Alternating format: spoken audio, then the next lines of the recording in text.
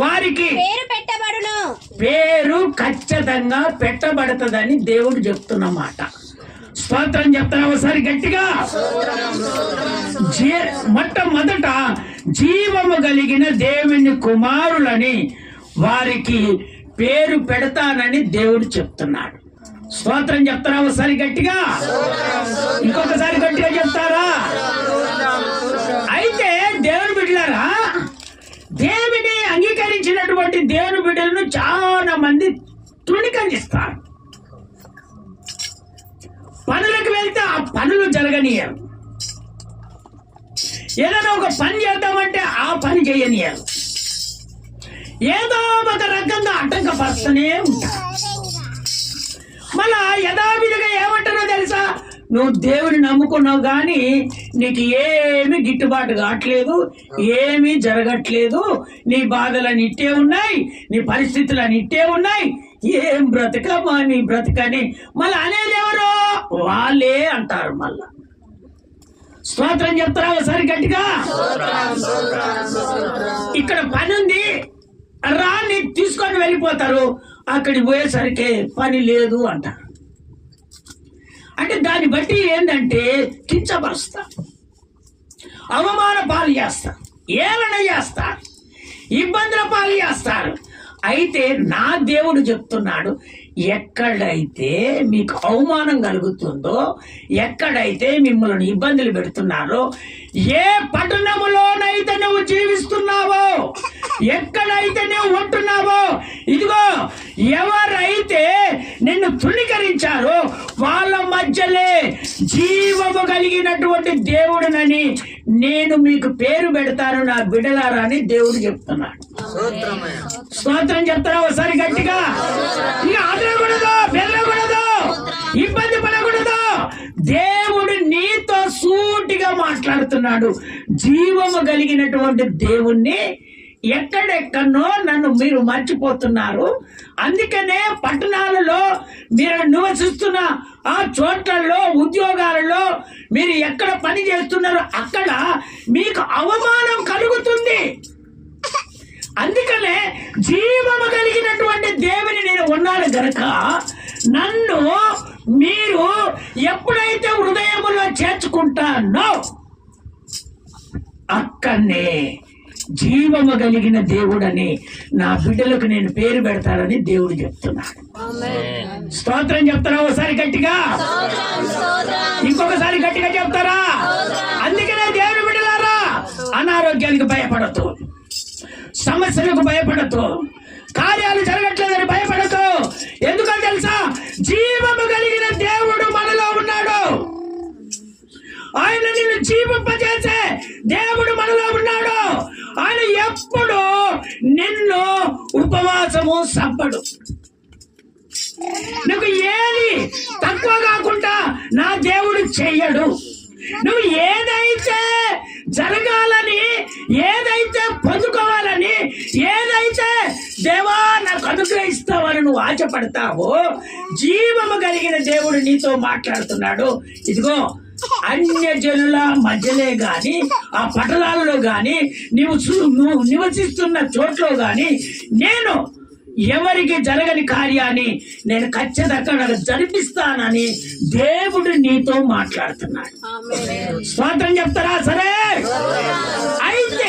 అయితే సరే దేవుడు ఆ విధంగా చెప్తున్నాడు. అయితే మనము ఏం చేయాలంటే జీవము కలిగినటువంటి దేవుణ్ణి మన హృదయములో ఉంచుకోవాలి. మన హృదయము ఏంటిదంట? మన హృదయము ఏంటిదే? మన హృదయము దేవుని ఆలయం.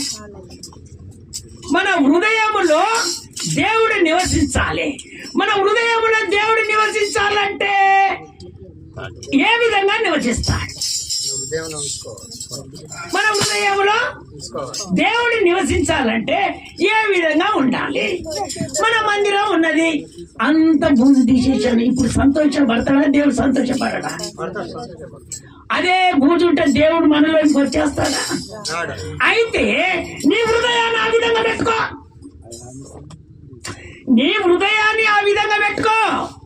నీ హృదయంలో ఏవైనా అలాంటి బూజు, అలాంటి ఇంకేమైనా బలహీనతలు, అలాంటి ఏమైనా పుండాకోరులు, అలాంటి ఏమైనా అటు ఇటు చెప్పే మాటలు, అలాంటి ఇవైతే ఉంటే నా దేవుడు నీ హృదయంలోనికి రాడు.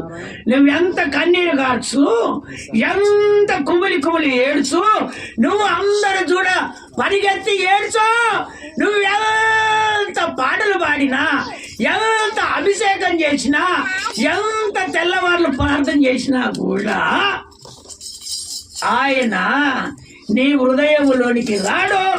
ఆ సమస్యను దేవుడు తీర్చాడు. స్తోత్రం చెప్తారా ఒకసారి గట్టిగా?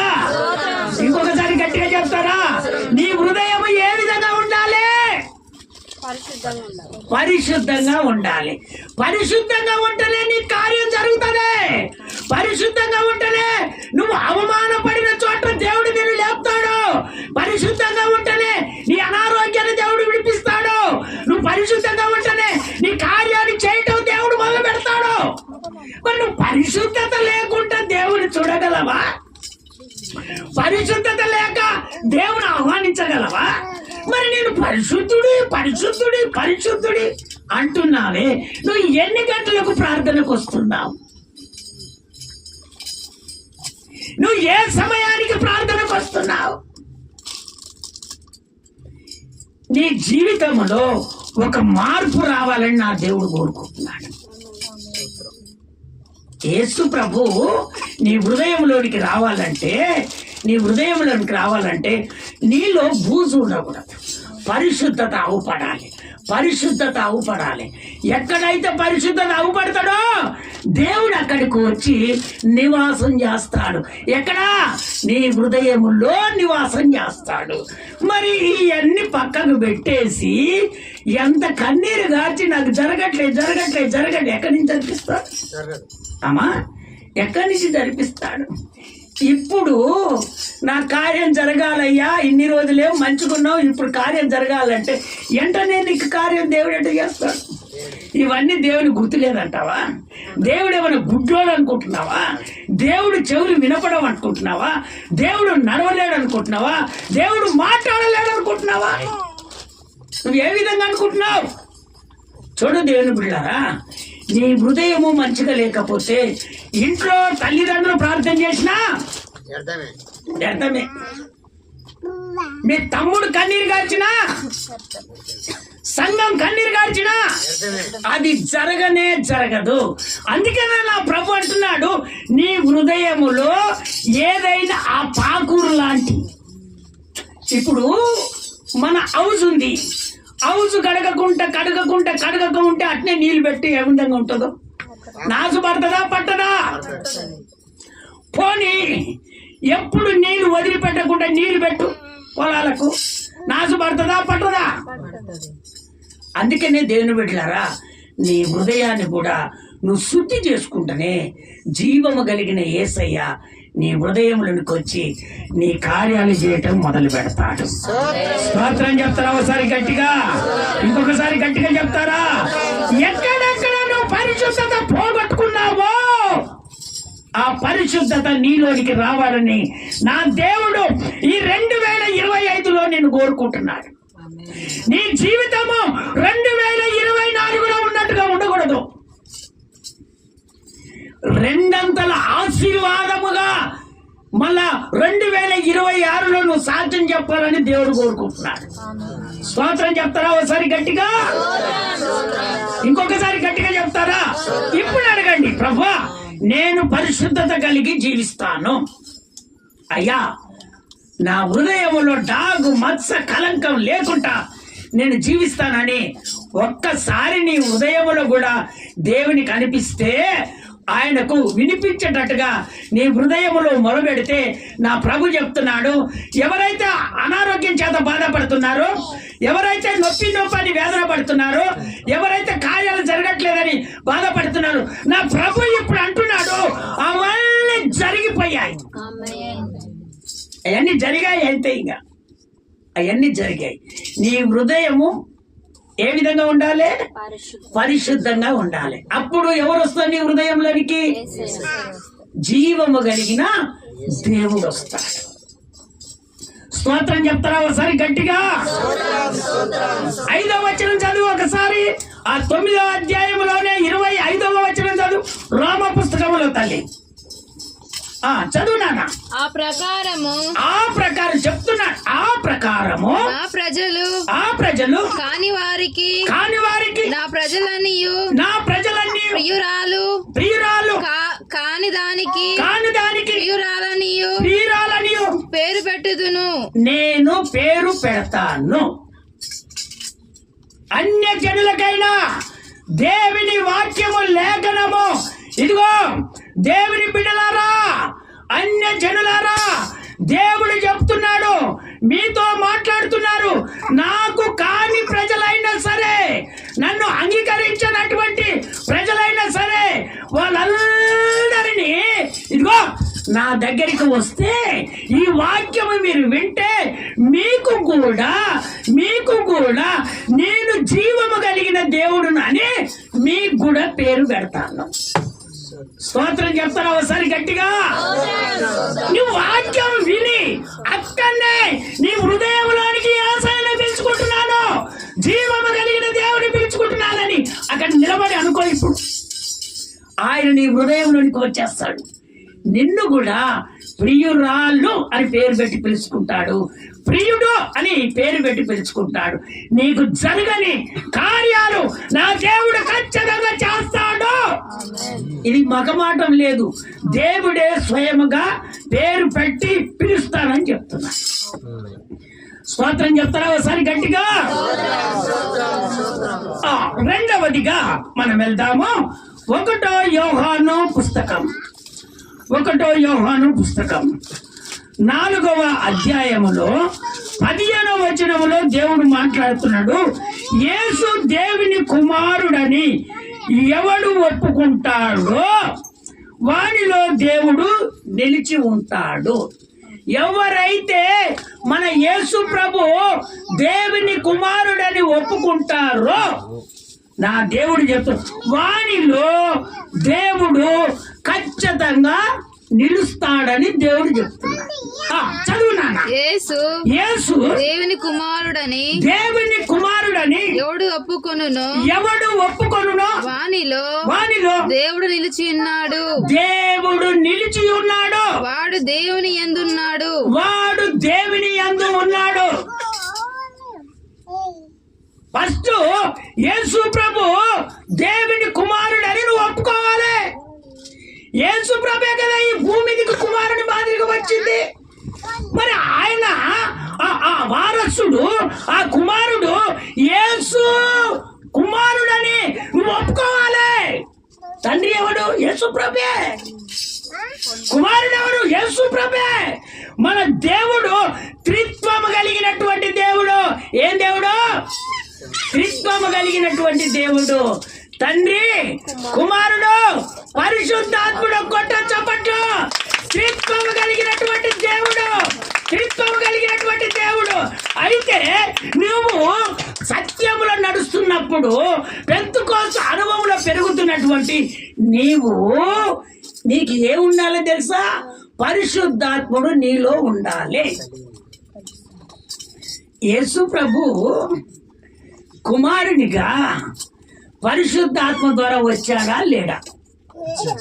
అమ్మ చెప్పండి. మీరు తిక్కలు తిరగటం కాదు, మైండ్ అని పాడు చేసుకోకండి. దేవుని వాక్యం వింటే మీ హృదయంలో కార్యాలు దేవుడే జరిపిస్తాడు. స్తోత్రం చెప్తారా ఒకసారి గట్టిగా? కొంతమంది నాకే బాగా తెలుసు, నాకే వాక్యం తెలుసు, నాకే పాటలు పాడొస్తాయి, నాకే అనుకుంటారు. అవన్నీ పక్కన. నాకే తెలియదు, నాకేం తెలుసు? అసలు నాకే తెలియదు. బైబిల్ నాకే తెలియదయ్యా. అందుకనే ఇవన్నీ కొన్నిగా మాటలు హెచ్చించుకునే జీవితాలు ఉంటే మన జీవితాలు అక్కడనే పడిపోతాయి.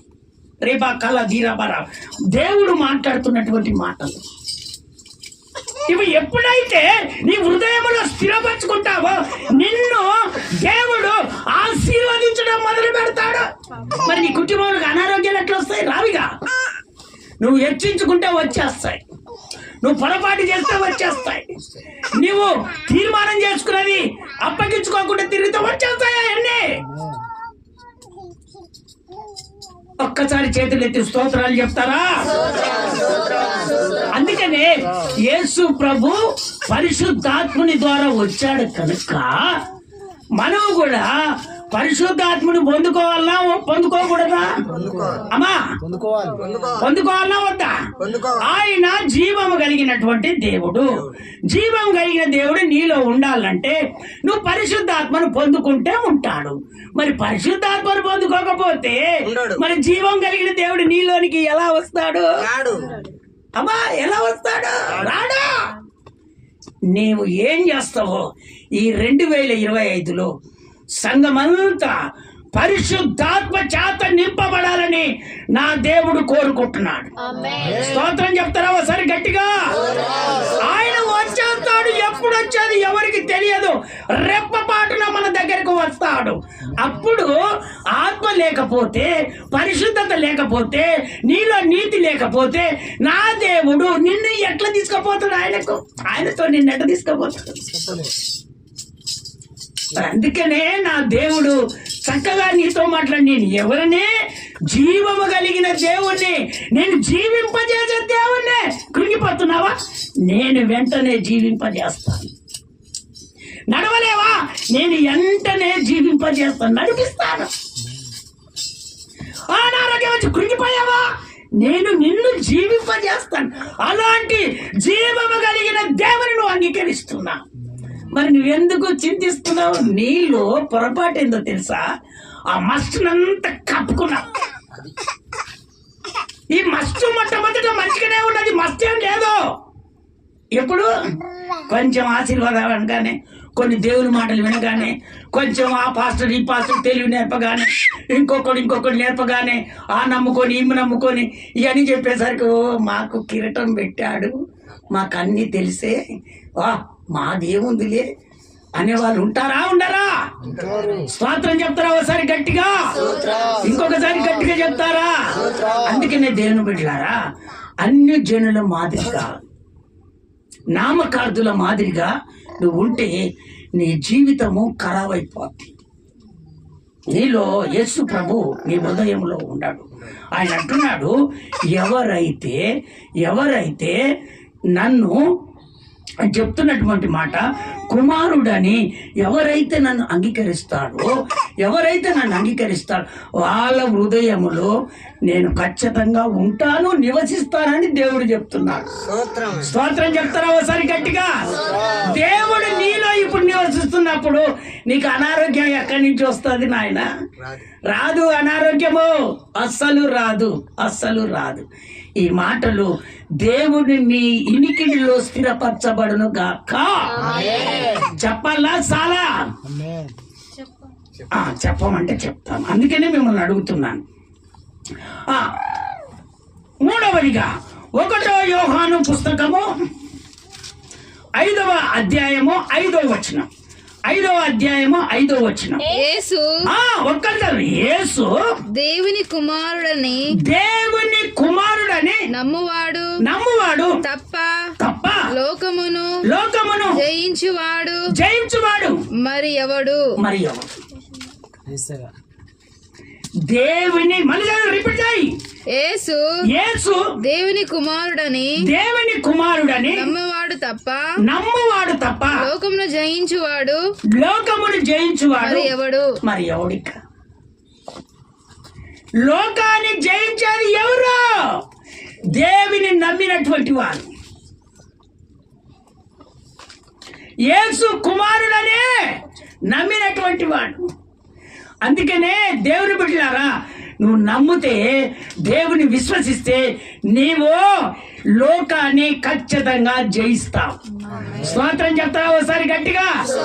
యేసయ్య కుమారుని మాదిరిగా వచ్చాడు. ఆయన ఇదిగో జీవము కలిగిన దేవుని హృదయంలో ఉంచుకున్నాడు. ఒడ్డుకెళ్ళాడు, బాప్తిస్మం తీసుకున్నాడు, ఒడ్డుకెళ్ళి ప్రార్థన చేశాడు. పరిశుద్ధాత్ముడు జీవం కలిగిన దేవుడు హృదయంలోకి వచ్చాడు. ఆయన అప్పుడు సేవ ప్రారంభించాడు ఆత్మ పొందుకున్నాక. వింటున్నారా దేవుని బిడ్డలారా? అందుకనే ఆయన లోకాన్ని జయించాడు. మరి నువ్వు లోకాన్ని జయించట్లేదంటే కారణం ఏందో తెలుసా? నీలో పరిశుద్ధాత్ముడు లేడు. నీలో ఈ హృదయము ఇదిగో అంతా ఏది నాసు లేదా ఇదిగో బూజు లేదా ఇవన్నీ మొత్తం ఎంటర్ అయిపోయి నీ జీవితాన్ని తారుమారు చేసి నీవు అనారోగ్యం పాలయ్యి ఆడు ఎప్పుడొస్తాడు? ఈ అనారోగ్య పాలు కాకముందే వాడు వచ్చి ఎంటర్ అవుతాడు. వాడేవాడు మన పాలోడు ఓడాడు ఎవడు? మన పాలోడు ఈ భూమి మీద ఎవరు లేడండి. మన పాలోడు ఎవరు? శత్రువు, సాతానుడు. మన శత్రువు అనేవాడు వాడే. నువ్వు అన్నం తినకుండా కృంగిపోతావు. అందుకనే ఎప్పుడైతే దేవుని బిడ్డలారా ప్రార్థనలో కొంచెం జవాబు రాలేదని ఆశపడినటువంటి నీవు ఇంకా ప్రార్థనలో గడుపు. ఈరోజు జరగలే రేపు జరిపిస్తాడు దేవుడు. ఈరోజు జరగలే రేపు ఆశీర్వదిస్తాడు. ఈరోజు జరగలే ఎల్లకాలము నిన్ను జీవింపజేస్తాడు దేవుడు. స్తోత్రం చెప్తారా ఒకసారి గట్టిగా? నువ్వు నమ్మాలి. నమ్మితే నువ్వు లోకాన్ని జయిస్తావు. లోకము ఎదుట నీకు ఏది కావాలనో లోకము చూస్తుండగానే అన్ని దేవుడు నీకు ఇచ్చి జయముగా నిలబెడతాడు దేవుడు. స్తోత్రం చెప్తారా ఒకసారి గట్టిగా? లోకములోనే దేవుడి జయము నీకు కలగజేస్తాడు. లోకములో ఉన్నటువంటి వాళ్ళంతా ఆశ్చర్యపోయేటట్టుగా నా దేవుడు చేస్తాడు. నువ్వు నమ్ము, నువ్వు విశ్వసించు, నమ్ము. లోకాన్ని జయించిన దేవుడు నిన్ను కూడా జయింపజేస్తాడు దేవుడు. నేను చూసి అసహించుకున్న వాళ్ళు, నేను చూసి ఉమ్మి వేసుకున్న వాళ్ళు, నేను చూసి ఏదో రకంగా కొంతమంది గుసగుసల్లో చెప్తారు. ఒంటరికి వెళ్ళని ఈ పక్కన ఒక్కొక్కరికి చెవులలో చెప్పుకుంటారు. అట్లంట ఈయన ఎట్లంట, ఇది ఎగతాళి మాటలు. అయితే నువ్వు లోకం వైపుకు చూడొద్దు. నువ్వు దేవుని నమ్మాలి. దేవుని నీ హృదయంలోనికి ఆహ్వానించాలి. అప్పుడు ఎవరైతే నిన్ను ఎచ్చడి చేస్తున్నారో, అవమాన పాలు చేస్తున్నారో వాళ్ళ మధ్యలో ఆ లోకములోనే జయింపజేసి దేవుడు నిన్ను నిలబెడతాడు. వాళ్ళందరిలో ఆశీర్వాదముగా దేవుడు నిన్ను నిలబెట్టును గాక. స్తోత్రం చెప్తారా ఒకసారి గట్టిగా? ఇంకొకసారి గట్టిగా చెప్తారా? నాలుగోదిగా యోహాను సువార్త 5వ అధ్యాయము 25 వచనంలో దేవుడు చక్కగా మాట్లాడుతున్నాడు. మృతులు దేవుని కుమారుని శబ్దము విను గడియ వచ్చుచున్నది. ఇక గడియ వచ్చుచున్నది, ఇప్పుడే వచ్చి ఉన్నది. దానిని వినువారు జీవింతురని మీతో నిశ్చయముగా చెప్పుచున్నాను. స్తోత్రం చెప్తారా ఒకసారి గట్టిగా? కొంతమంది సచ్చిన బ్రతుకుల్లో ఉంటారు. యేసు ప్రభు వస్తున్నాడా, రెండో రాకడ సిద్ధమైందా, ఎప్పుడు వస్తాడో చూద్దాంలే. మళ్ళీ చదువు, ఆ మాట చదువు. మృతులు దేవుని కుమారుని శబ్దము విను గడియ వచ్చుచున్నది. ఆ గడియ వస్తుంది ఇప్పుడు. మృతులారా, చచ్చిపోయిన జీవితములారా, దేవుని పక్కకు పెట్టుతున్నటువంటి మీ స్వశక్తితో స్వబుద్ధితో తిరుగుతున్నటువంటి వారులారా, ఇప్పుడే వచ్చి ఉన్నది. దానిని వినువారు జీవింతురని మీతో నిశ్చయముగా చెప్పుచున్నాను. స్తోత్రం చెప్తారా ఒకసారి గట్టిగా? ఆల్రెడీ వచ్చింది. కొంతమంది వింటున్నారు, కొంతమంది వినట్లేదు. అయితే నువ్వు మృతమైన జీవితంలో ఉన్నావో, నీ ఇంట్లో కార్యాలు జరగట్లేదంటే కారణం ఏందో? నువ్వు సచ్చిన బ్రతుకులో ఉన్నావు, సచ్చిన జీవితంలో ఉన్నావు. అసలు నువ్వు చచ్చిపోయావు. ఒకప్పుడు తెల్లటి వస్త్రాలు వేసుకొని పావురం మాదిరిగా దేవుని మందిరంలో అడుగు పెడుతున్నటువంటి మీరు ఇప్పుడు ఈ విధంగా ఎందుకు ఖరాబ్ అవుతున్నారంటే లోకం లోక శాస్త్రలో, లోక పద్ధతిలో, లోక ఆలోచనలో, లోకములో ఉన్నటువంటి అన్ని నువ్వు తెలుసుకొని అప్పుడు ఎవరు రాడు? అప్పుడు ఈ లోకం రాదు కదా. అప్పుడు బ్రతికించే దేవుడు కావాలని అప్పుడు వస్తారు. ఇప్పుడు ఏం చేస్తారు? లోకం ఏం చెప్తే అదే పాటిస్తారు. మరి ఈ మస్టును తొలగించుకోవాలని దేవుడు నీతో మాట్లాడుతున్నాడు. ఇది మృతమైనటువంటి జీవితాన్ని నువ్వు తీసివేయి. ఆల్రెడీ దేవుడు వస్తున్నాడని అందరికి తెలుసు, వచ్చాడు, లోకములోనికి వచ్చాడు. కానీ నువ్వు తెలుసుకొని ఏం పని చేస్తున్నావు? ఈ పని చేస్తున్నావు. ఈ తిక్కల పని చెయ్యకూడదని దేవుడు చెప్తున్నాడు. నువ్వు వధువు సంఘముగా నా ఎదుట నిలబడాలనేమో దేవుడు కోరుకుంటే, నువ్వు లోకంలో ఉన్నటువంటి మాటలు విని, లోకంలో ఉన్నటువంటి వాళ్ళు మేము ఇట్లా చేస్తలేమా, మేము ప్రార్థనకి వెళ్ళట్లేమా, మేము బాగట్లేదుగా. అరే, నీకు ఆస్తి పాస్తులు ఉంటే నీకేంది? ప్రభు రాకడలో చేర్చబడాలని ఆశపడు. ఆయన సమయం వచ్చే ఉన్నదని చెప్తున్నాడు. ఆయన కొరకు సిద్ధపడు. ఇది కావాలి, ఎప్పటికీ జీవించేది కావాలి. నరకంలో కాలిపోతావా? ఎవడు నీ దగ్గరికి రాడప్పుడు, ఎంత కుమిలిపోయినా రాడు. అందుకే సమయం వచ్చింది. ఆ మృతమైనటువంటి జీవితాన్ని తీసివేయి, సచ్చిన బ్రతుకుని తీసివేయి, ఆ మస్తు తొలగించు, నీలో ఉన్న మస్తునంతా తొలగించు. నీ కుటుంబం ఆశీర్వదించబడాలని దేవుడు కోరుకుంటాడు. నీ కుటుంబంలో అనారోగ్యం ఉండకూడదని దేవుడు కోరుకుంటాడు. మరి నువ్వేం చేస్తున్నావు? తిక్కల పని చేస్తున్నావు. లోక ఆచారాలు, లోక పద్ధతులు, లోక మార్గాలు. పండుగ వచ్చింది, క్రిస్మస్ పండుగ అంటే తెల్ల బట్టలు తీసుకోరు కొంతమంది, కలర్ బట్టలు. అవి ఎప్పటికీ వేసుకుంటావా? నీ సన్నిధికి వచ్చినప్పుడు ఒక్కసారి దేవుని జ్ఞాపకం చేసుకోవాలి. ఇది నమ్మాలే. దేవుడు చెప్తున్నాడు, ఇది వద్దు. మనీ ఇగో మా క్లాస్మేట్ ఇది వేసుకుంది, ఆ క్లాస్మేట్ వేసుకున్నదే కావాలి. అరే, నీకు తెల్ల బట్టలు లేవు కదనే అంటే, లేదు మమ్మీ, డాడీ అదే కావాలి. వీళ్ళేం చేస్తారు? తల్లి దేవుని మార్గం తెలిసినా, తండ్రి దేవుని మార్గం తెలిసినా పిల్లలు ఏం చేస్తారు? వాళ్ళు కోరుకున్నదే చేస్తారు. అప్పుడే పిల్లలు నీలో నుండి తప్పిపోతారు. స్తోత్రం చెప్తారా ఒకసారి గట్టిగా? పిల్లలకు తెల్లటి వస్త్రాలను ధరింపజేసి దేవుని సన్నిధికి నువ్వు చూసుకొనిరా. వాళ్ళ జీవితం ఏ విధంగా మార్చబడుతుందో. కొంతమంది తల్లిదండ్రులు పిల్లలకు అద్దాయిస్తే వాళ్ళని చూసి భయపడుతూ ఉంటారు. మరి పిల్లలకు కూడా బుద్ధి లేదు, ఇంకా పిల్లలకు కూడా జ్ఞానం లేదు. దేవుని సన్నిధిలోనే ఎదుగుతారు, దేవునితోనే ఉంటారు, దేవుని పాటలే పాడుతారు. కానీ జీవితం అంతా హృదయములో మత్స ఉంటుంది. దేవునికి ఏ విధంగా ఉండాలి, దేవుని సన్నిధికి ఏ విధంగా వెళ్ళాలి, లోకముతో మాకుతో సంబంధాలు ఉన్నాయి ఏంటి అయ్యి ఆలోచన చేయాలి. లోకము నిన్ను పాపంలో తీసుకుపోతుంది. లోకము పాపము జనకమాట, అది పాపాత్ముడు. పాపము మరణము కంటది. ఆ మరణం పరిపక్వమై అనేకులకు మరణించేటట్టుగా చేస్తాడు. వాడోడు పాపాత్ముడు. వాడే అనారోగ్యం తీసుకొస్తాడు, వాడే కుటుంబాన్ని బాగా లేకుండా చేస్తాడు, వాడే వ్యవసాయ పంటలు బాగుగా పండొద్దని చెప్తాడు, అన్ని చెప్తాడు. వాడు నిన్ను లొంగ తీసుకుంటాడు. అందుకనే దేవుని బిడ్డలారా, నా దేవుడు చక్కగా సూటిగా ఇప్పుడు నీతో మాట్లాడుతున్నాడు. నీ హృదయంలో వాటినన్నిటిని తీసుకొని నువ్వు నిలబడు. ఈ సంవత్సరములో రెండంతల ఆశీర్వాదము దేవుడు నీకు కలగజేస్తాడు.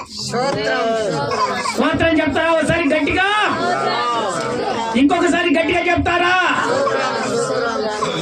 అయితే లోకము మాటలు విని నీ ప్రతిష్టత చెడగొట్టుకోవద్దు, నీ పద్ధతి చెడగొట్టుకోవద్దు. చూడు దేవుని బిడ్డలారా, నీ వలన నీ కుటుంబము ప్రభుకు దూరం అయిపోద్ది. నీ వలన సంఘానికి గొడవలు అవుతాయి. నీ వలన మంచి కుటుంబాలు చెడగొట్టుకుంటారు, మంచి అనుబంధాలు పోగొట్టుకుంటారు. అందుకనే దేవుడు నీతో మాట్లాడుతున్నాడు. ఒకవేళ ఆ విధంగా చెడిపోవాలి, చెడగొట్టాలని నీ హృదయంలో ఉంటే నా దేవుడు ఖచ్చితంగా పనిష్మెంట్ ఇచ్చేస్తాడు. ఏమయ్యా నువ్వు చెప్తున్నావు దైవజనుడా, మేము బాగానే ఆశీర్వదించబడుతున్నాం కదా అని నువ్వు అనుకోవచ్చు. దేవుడు ఎక్కడ కొడతాడో, దేవుడు నిన్న మొన్న ఎప్పుడు మాట్లాడాడో, తొలిచూరు కుమారులందరినీ చంపేశాడా లేదా? దేవుని ఉగ్రత వస్తే ఎవరైనా తట్టుకోగలుగుతారా?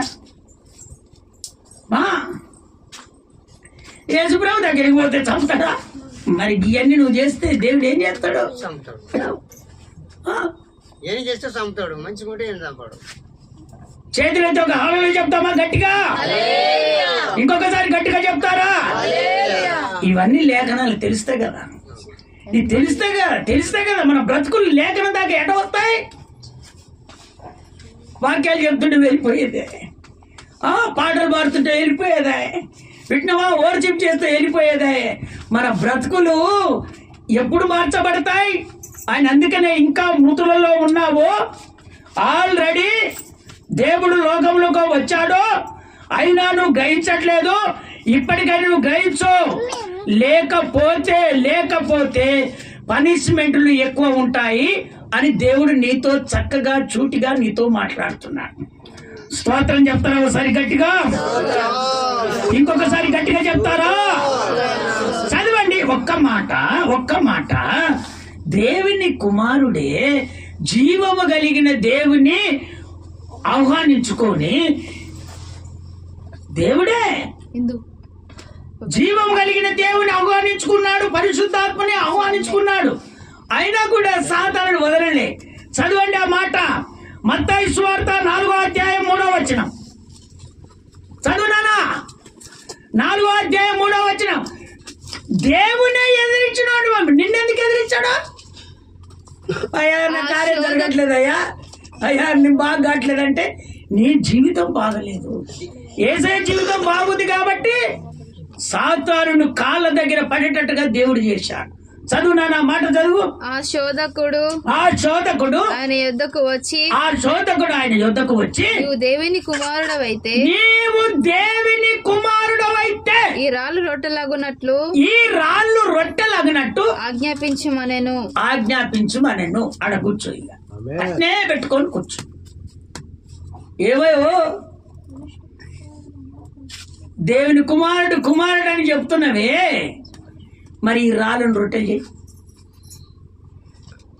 దేవుడు నీలో ఉన్నాడంటున్నావే, పరిశుద్ధాత్ముడు నీలో ఉన్నాడంటున్నాడే, నా తండ్రి నాలో ఉన్నాడంటున్నావే, నా తండ్రి నన్ను పంపించాలని చెప్తున్నావే, అందరికీ చెప్తున్నావే, ఈ రాళ్ళను రొట్టెలు చేయి. ఇలాంటి శోధకులు ఉంటారయ్యా. దేవుని నమ్ముకున్నావా? అమ్మా నువ్వు ప్రార్థన చేయి, ఇది జరుగుతుందా జరగదా? తెచ్చుడు చేస్తారు, శోధిస్తారు, బాధ పెడతారు. అమ్మా ఇటు పక్కలోళ్ళు, ఆ పక్కలోళ్ళు, ఈ పక్కలోళ్ళు, వీళ్ళంతా లోకంలో ఉన్నటువంటి వాళ్ళు ఏం చేస్తారంటే శోధిస్తారు, ఇబ్బందుల పాలు చేస్తారు, నీకు అవమానం తెచ్చినట్టుగా మాట్లాడతారు. అయితే యేసు ప్రభునే శోధిస్తున్నాడు. మనం ఎంత మరి ఇంత మచ్చ లేకుండా యేసయ్య ఉన్నాడు. మరి నీ హృదయం అయ్యా నేనైతే పరిశుద్ధుడు. మళ్ళీ రిపీట్ చేయనా ఆ మాట చక్కగా మీరు వినండి, ఆ మాట వినండి. ఆ శోధకుడు ఆయన యొద్దకు వచ్చి నువ్వు దేవుని కుమారుడు, నీవు జీవము కలిగిన దేవుని కుమారుడు అంటున్నావా? నువ్వు దేవుడవైతే ఈ రాళ్ళు రొట్టెలాగున్నట్లు ఆజ్ఞాపించు. నువ్వు ఆజ్ఞాపించు. నువ్వు దేవుని కుమారుడువే, జీవం కలిగిన దేవుడు నీలోనే ఉన్నాడే, నీ తండ్రి నిన్ను పంపించాడు. ఈ రాళ్ళను రొట్టెలు చేయి.